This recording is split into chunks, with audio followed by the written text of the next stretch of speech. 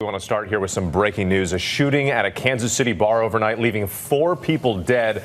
Others rushed to the hospital. ABC's Stephanie Ramos is here with the very latest. Stephanie, good morning. Good morning. This is all unfolding as we speak. Investigators are currently on the scene. Authorities are searching for a suspect. They say agents with the ATF are also joining the investigation. Kansas City police say a Hispanic man entered a bar on 10th and Central Avenue overnight and opened fire, killing 4 people. At least 9 people were shot. Authorities say the 5 who were injured are in stable condition right now. Detectives are working to collect any surveillance video as they try to figure out what happened. Again, guys, no one is in custody at this time.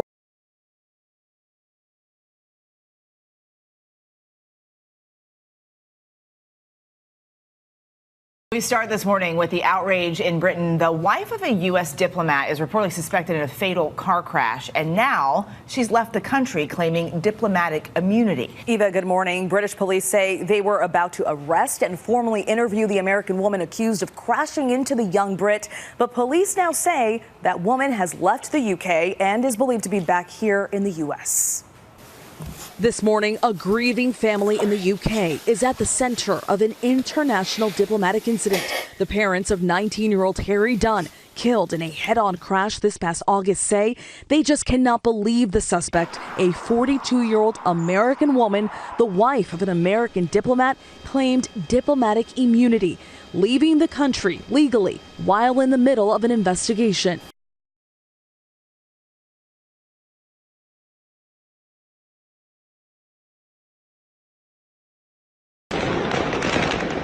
Despite the internet being cut off across most of the country, Iraqi protesters have found a way to upload videos onto social media sites that appear to show live fire and tear gas clouds. These are pictures Iraq's government doesn't want you to see. They paint a picture of what's happening on the ground and help explain why there have been many deaths and injuries over the past few days. The protesters are not holding anything in their hands except for Iraqi flags. They're calling for the most basic of rights, employment and services. We need safety and an amnesty law that takes people out of the secret and public prisons. Iraq has become full of secret prisons. The authorities are building prisons only. They're not building hospitals or schools. The protesters are angry over what they say is government corruption and lack of access to basic needs.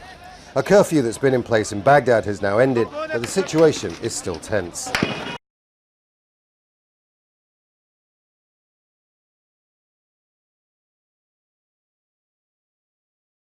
President Trump has repeatedly disparaged the impeachment inquiry. He maintains that he did nothing wrong and claims his actions had nothing to do with politics. But a second intelligence official was reportedly alarmed by President Trump's dealings with Ukraine. The New York Times, citing 2 people briefed on the matter, says the official is weighing whether to file his own formal whistleblower complaint and testify to Congress. According to the Times, the second official is among those interviewed by the Intelligence Community Inspector General to corroborate the allegations of the original whistleblower. We reached out to the White House for comment on that, but so far we have not heard back. The impeachment inquiry directly reached the White House yesterday evening when 3 Democratic committee chairmen subpoenaed for documents related to communications between President Trump and the president of Ukraine.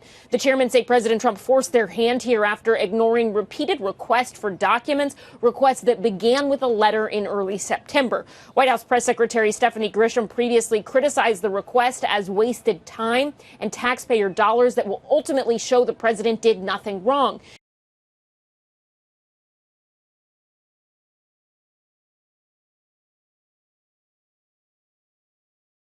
Despite hopes for a breakthrough in negotiations between North Korea and the United States, their working-level talks on Saturday collapsed as the 2 sides failed to find common ground. Pyongyang says the US came empty-handed, which Washington refuted by saying it brought creative ideas to the table.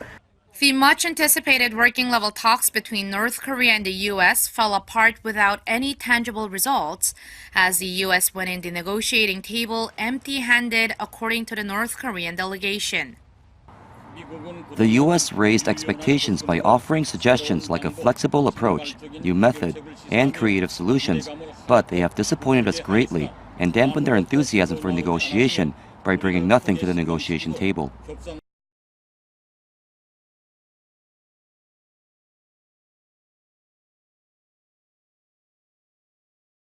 The South Korean military has flown in helicopters for a third day to spray disinfectants over the demilitarized zone between the two Koreas in an effort to contain the African swine fever outbreak. 7 helicopters were deployed on Sunday, and an operation is underway to hunt down wild boars in the area. One more suspected case of African swine fever has been reported Sunday at a farm in Poryang, Chungcheongnam-do province. An earlier suspected case in Pocheon, Gyeonggi-do province has tested negative. Quarantine personnel have been sent to disinfect the areas and restrict the movement of the people and the vehicles.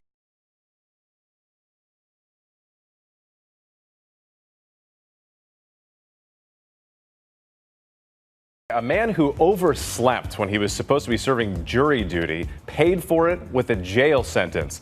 The judge's stiff punishment now making headlines, and now the sleepy offender went before that same judge again. Whit, good morning to you. There was no oversleeping for this court appearance. DeAndre Somerville asked that judge to reconsider his sentence after spending 10 days behind bars for missing that day of jury duty. Now, DeAndre says jury duty was the first time he ever set foot in a courthouse.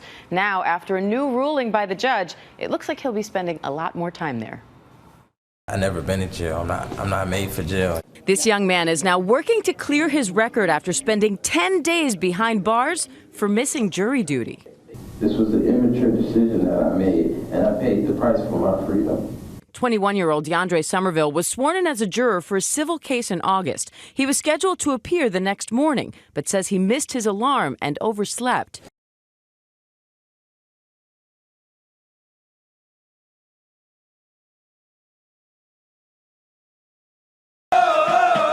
They're protesting because they're stuck. African migrants who've made a dangerous journey over thousands of kilometers up through Latin America in the hope of reaching the US. But instead they've ended up here in Tapachula, South Mexico. The Mexican government, wary of incurring the wrath of American President Donald Trump, won't let them cross the country to get to the US border, and is only prepared to let them leave via the south back to Guatemala. So for the last 4 months, around 1,000 people have camped around the gates of the Tapachula Migrant Detention Center in limbo. This bottleneck's been caused by a change of policy in Mexico. Before they give Asian and African migrants permission to cross the country and leave by whichever border they could, including the US one.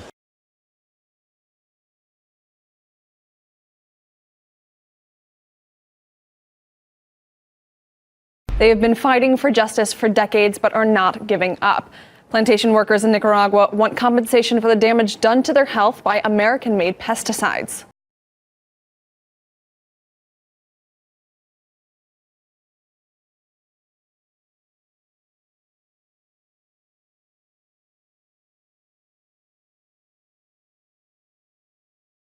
I remember that once I was cutting cane and I had a headache and bone pain, but the fever was so terrible that I fainted in the cane. I was brought to hospital where doctors said my creatine had changed by 2 points.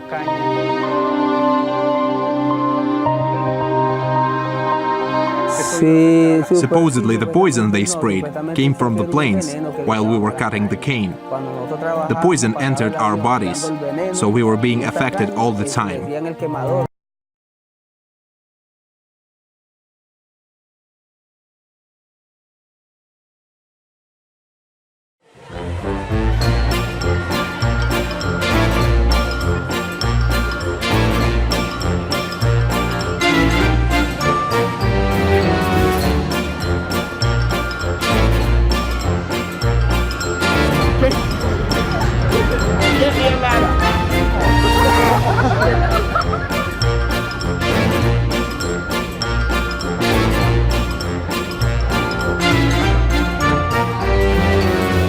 One has been a total labour of love, but I've not been conservative with the chocolate. There is loads and loads of chocolate in him. He's one tasty politician. This is a showpiece, it's a spectacular. So the idea is not just a cake that you eat, it's also a centrepiece. So we love the idea that your cake doesn't only taste good, but it also looks like a little bit of a wow factor, and he seems to be doing the trick, this one.